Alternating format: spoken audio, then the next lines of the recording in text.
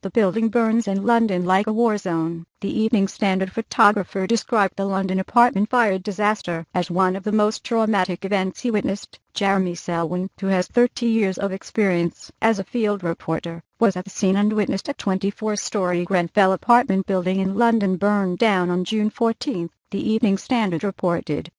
Having reported in the Bosnian war zone, the Lockerbie bombing, and armed conflict in Northern Ireland, Selwyn described the fire of a London apartment building as destructive spectacle and one of the worst the most I've ever seen. Selwyn was at the scene at 3 a.m. when the fire swallowed up the whole building. To catch the Grenfell moment like a burning forest fire, Selwyn went to a nearby building and climbed up to the top to work. I used to go to war sites. It's not a war scene. It's not a terrorist tragedy, but it looks like a battlefield, Selwyn said. This is definitely one of the saddest events I've ever taken.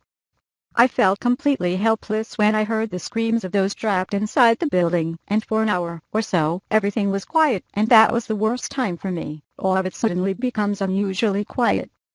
British police say at least 12 people were killed in the fire. 78 injured were taken to hospitals for treatment, of which 20 were in critical condition. Local officials say they have no hope of finding survivors in the building, which has about 120 apartments with hundreds of residents. The Lockheed exit will soon be evacuated to the new place.